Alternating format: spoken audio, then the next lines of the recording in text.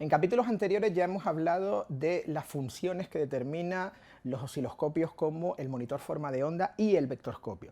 En este en particular vamos a hablar de cuáles son las claves de la representación de la imagen en estos dos osciloscopios. Y comenzamos por el osciloscopio.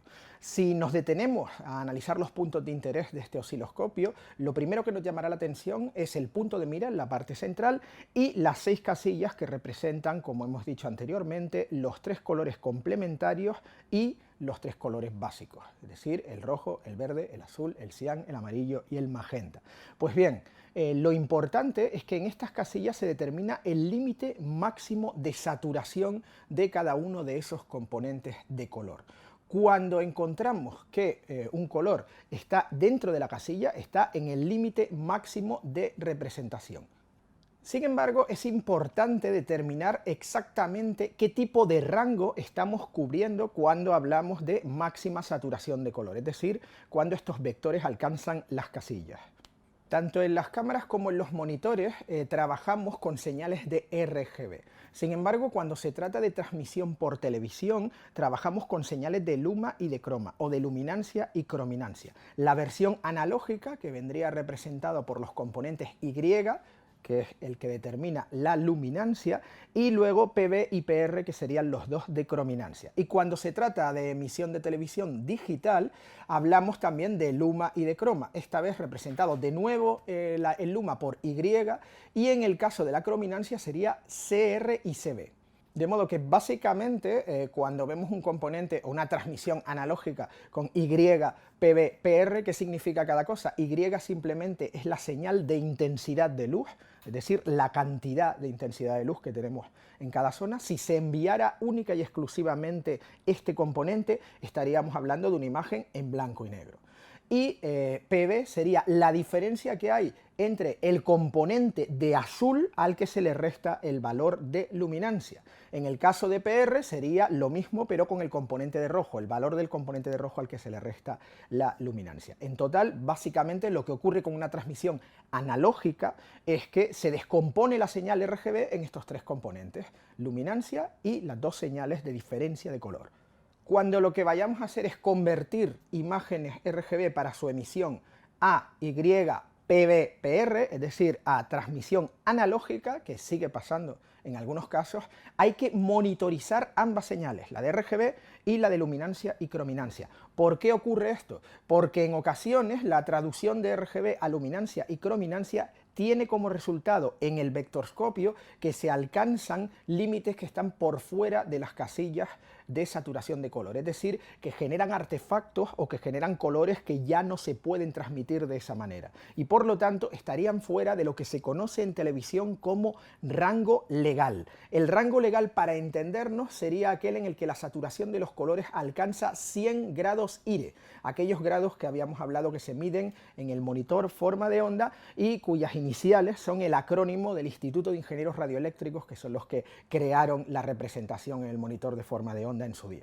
Pues bien, ya digo, en transmisión analógica por televisión, el límite máximo, el punto donde están las casillas en el vectorscopio de saturación, equivale a 100 grados IRE, o a 100%, se puede decir también de esta manera. Mientras que en la transmisión digital veremos que se puede ir más allá y se puede ir hasta un 108-109%.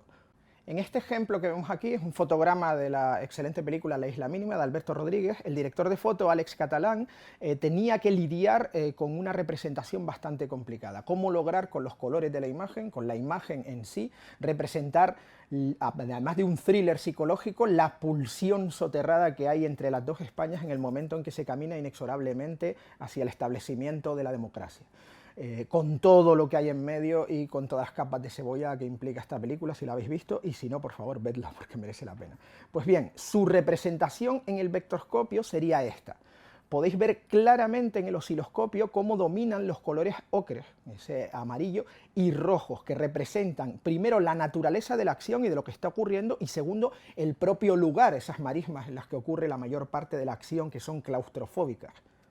Existen dispositivos que combinan monitor forma de onda y vectorscopio, y algunos de los que hay disponibles en el mercado incluyen una gráfica de 5 barras. Esta gráfica permite determinar con muchísima más precisión si la saturación del color y, en el caso de que exista la transmisión de señal analógica, está dentro del rango legal, es decir, está dentro de ese límite máximo de saturación de 100%. En el cuadrante superior izquierdo de la imagen que hemos puesto de ejemplo podemos ver la imagen real que se supone que estamos captando en alta definición. Y en el cuadrante inferior derecho, que es donde vemos las 5 barras, podemos observar como en este caso específico que hemos puesto a propósito, hay una saturación excesiva, tanto en el caso de la luminancia como en la de los colores, tanto en el rojo como en el verde como en el azul, por lo cual estaríamos completamente fuera del rango legal y no sería válido para su emisión. Aunque pueda parecer un extra, una tontería, algo que no hace tanta falta, el uso de esta función específica, de esta gráfica de 5 barras, es el que nos permite evitar errores esenciales de gamut en el rodaje, errores que jamás podrían corregirse una vez que ya está grabado en el proceso de postproducción. No hay manera de corregir eso a posteriori. En lo que respecta al monitor forma de onda, para poder comprender lo que representa y lo que significa la visualización en el monitor, hay que entender las siguientes claves.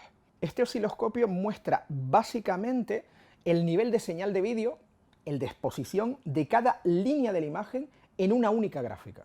Es decir, que todas las líneas de la imagen se apilan unas encima de otras hasta conformar lo que conocemos como la imagen del monitor forma de onda. Desde hace ya bastantes años, los monitores forma de onda son capaces de mostrar tanto la porción de la imagen que determina la señal de intensidad de luz, la luminancia, como la porción de la imagen que determina las señales de diferencia de color, la crominancia.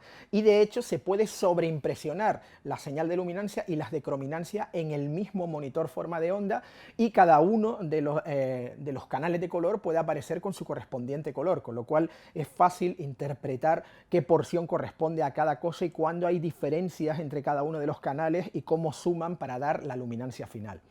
Obviamente los valores de cero luminancia se encuentran en la parte más baja de la imagen y los valores de altas luces están en la parte superior. Los super blancos estarían rozando los 100 grados IRE, mientras que los negros en digital estarían siempre llegando al cero. En medio están los tonos medios, que son los que representan mejor, entre otras cosas, los tonos de la piel humana, y por lo tanto hay que prestarle muchísima atención a esa parte del monitor. En una cámara con los niveles de exposición correctos, los tonos de piel de una persona caucásica, de etnia caucásica, deberían estar aproximadamente entre los 60 y los 70 IRE. Si es una persona muy blanca, pues puede rondar entre los 70 y los 75 IRE.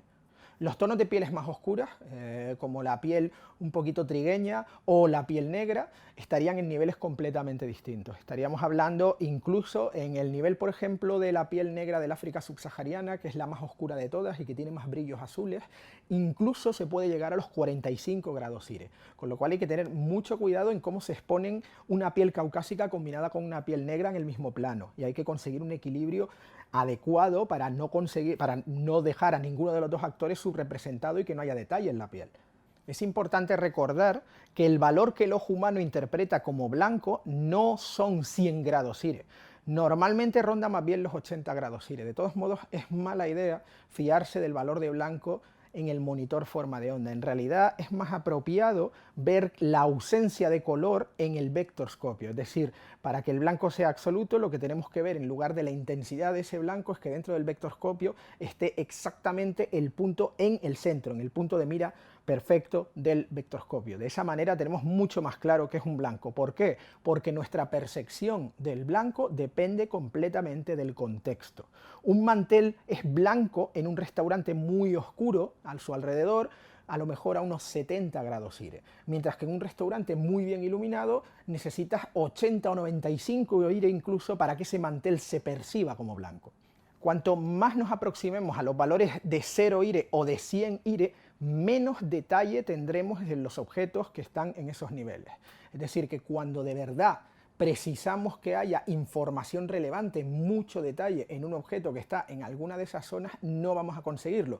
Podemos intentar subir las luces o bajarlas todo lo que queramos, que cuando una imagen está completamente empastada en los negros o quemada en los blancos, no hay ninguna cosa que poder sacar de ahí. De modo que si lo que queremos, por ejemplo, es extraer el detalle del encaje preciso de un traje blanco, más vale que ese traje haya sido expuesto como máximo unos 80 ires si queremos poder trabajar con ello.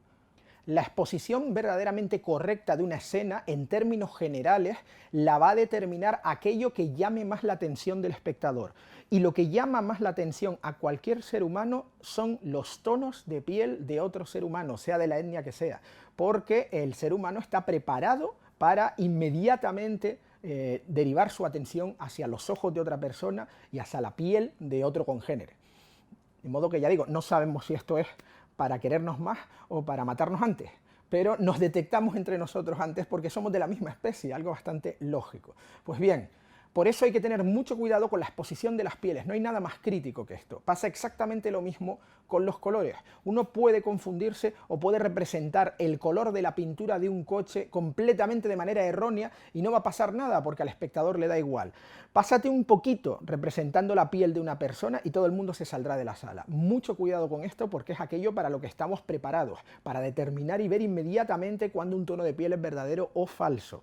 Así que hay que tener cuidado a la hora de exponer y priorizar lo que el cerebro humano prioriza. Los detalles de blanco máximo, como por ejemplo el reflejo, un pequeño reflejo en un espejo que está quemado, en un piquito de un espejo o de un elemento cromado, son detalles por sí mismos y no hay que intentar bajar la exposición general de la escena para que haya detalle en un reflejo, porque lo que vamos a conseguir de esa manera es bajar el nivel de exposición general de toda la toma y conseguir que las personas que salen en ella salgan grises en vez de tener el tono de piel normal y natural. Y por lo tanto la escena será un desastre. Así que mucho cuidado porque a veces nos obsesionamos con no quemar ningún elemento de la imagen y hombre, está bien evitar que un cielo esté tremendamente quemado si no es necesario, si no forma parte de la narración que esté quemado a posta, pero cuando hay un pequeño pico de brillo se considera un detalle en sí mismo y no hay que intentar evitar que esa exposición esté a ese nivel tan alto. Lo que hay que intentar, insisto, es exponer aquellas partes de la secuencia en las que se va a fijar el espectador de manera correcta y adecuada. Hay dos herramientas básicas fundamentales para determinar la exposición correcta en una escena. La primera es el monitor forma de onda y la otra, sorpresa, sorpresa, es vuestro ojo. Al final tenéis que fiaros de lo que está viendo vuestro ojo. Eso sí, de lo que está viendo vuestro ojo en un monitor profesional perfectamente calibrado, no en una tele o no en un monitor cualquiera de ordenador, etcétera, etcétera, ¿vale? Mucho ojo con eso porque la apreciación personal de la exposición siempre se tiene que hacer, considerando, por supuesto, teniendo las herramientas al lado, los osciloscopios al lado, pero la impresión general se tiene que hacer en un monitor que esté perfectamente bien calibrado para no cometer errores graves. Volvemos a el fotograma de la isla mínima que habíamos visto con anterioridad interpretado en el vectorscopio. Y ahora vamos a ver exactamente cómo se ve esa imagen representada en un monitor forma de onda en el que se ha sobreimpresionado los valores R, G y B sobre el valor general de luminancia. Y lo que podemos ver en este monitor forma de onda, en la representación del fotograma de la película, es la predominancia de luces en clave alta, que es lo que se buscaba exactamente, esa especie de claustrofobia, de parece que podemos sentir el calor de las marismas directamente en la imagen, incluso en el monitor, la suave gradación de los colores y la poca saturación que tienen. Es cierto que por regla general, cuando no estamos haciendo un test de cámara, sino que estamos rodando, el vectorscopio es un osciloscopio bastante menos útil que el monitor forma de onda. Sin embargo, hay circunstancias en las que puede venir bien, cuando queremos especificar o ver con claridad la saturación de los colores de la escena o queremos igualar colores. Si utilizamos una carta como esta que tenemos en la imagen, cada color que aparece en la carta es claramente visible y distinguible por separado en un vectorscopio. Si lo que queremos es igualar entre cámaras, lo único que tenemos que hacer es comparar los vectorscopios de cada una de las cámaras y conseguir que los colores estén exactamente en los mismos puntos y vectores. Esta sería la representación en el vectorscopio de la carta que acabamos de ver. Pues bien, ya veis que están todos los colores representados y cada uno separado según el vector hacia el que se dirige. También es muy útil utilizar el vectorscopio para hacer cromas con pantallas verdes o azules, porque podemos determinar con mucha exactitud si de verdad se mantiene en todo el plano el vector exacto de verde o de azul que necesitamos. Y por último, es muy bueno para saber si el balance de blanco es correcto. En esta imagen que veis ahora estamos haciendo directamente, analizando con el osciloscopio, una carta de blanco que llena toda la imagen. Cuando es así y el balance es correcto, veis que el blanco tiene que estar exactamente en el punto de mira, simplemente como un pequeño punto en el centro que apenas se distingue y hay que ampliar para verlo bien, o en todo caso una pequeña nube cuando no es tan preciso. Si existe alguna desviación hay que intentar corregir el color hasta llegar a ese punto de mira exacto en el centro, sin olvidar que los niveles de exposición no se miden aquí, se miden siempre con el monitor forma de onda.